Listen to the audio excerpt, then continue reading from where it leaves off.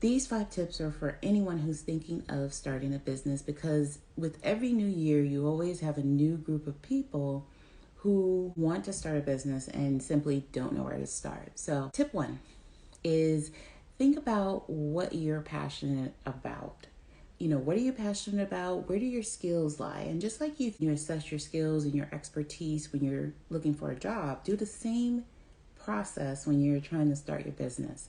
If you start a business based on what you're passionate about, you can connect better with people that you could potentially solve a problem for, and people that would want your product or service, right? When you're passionate about it, you can really convey what the transformation is, whether it's something personal that you've been through, that you are launching your business on, whatever the case may be. You can build a better connection with your potential buyers when you're passionate about it. If you're not passionate about what you're selling, you're just selling something because it's going to make you money, that can come across to your potential clients as well. So just keep that in mind. And plus, it makes a happier you when you build a business based on what you're passionate about. Because if you're building a business and it's something you don't really care about, the minute things don't work in your favor, your revenue's down, unexpectedly, you're going to bail. You're going to bail, and you're going to bail fast and quick, and you're never going to take the time to kind of rebuild it. And so that's, my tip 1. So tip 2 is make sure you're, building a business based on a problem that you're going to solve for people. So people buy solutions, they don't buy products and services. So you have to be clear, and you have to know what problem you're solving for people, and for what people you're solving that problem for, and when you're developing your business, and because that leads into everything else. And so you don't want to go out of your way to create a business idea or a business around something you're passionate about, but then you kind of lose sight on the fact that you're not solving a problem for people.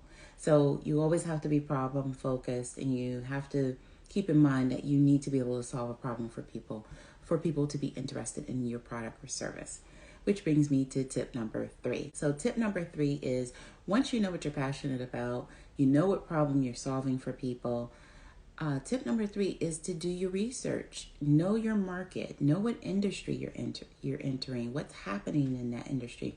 Is there a need for your product? Is your product, something that people want? Is it, will people pay to solve this problem that you're trying to solve? And if so, how much? What kind of offers are out there? Who is your competition, and what are they offering? What kind of gaps can you fill? So those are all the things you want to consider when you're looking at your market research. And it's a very important step, but yet so many people launch courses, they launch programs, they launch products, they launch businesses, and they don't take the time to do the research. You always want to make sure you plan. You always want to make sure you know what's happening in your industry. So tip 4, have a launch strategy. So before you ever launch your product, you want to know what is going to be your strategy for getting the eyes of potential buyers on your product or service.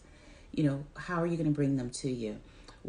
And so you want to make sure you have that all squared away, so that you're not trying to launch this product and you have the product in the market and you're not getting the traffic you want to your product or service, or your messaging is off. So you need to develop your marketing messaging so that people know, what solution you can provide them. So you want to make sure you're clear on that.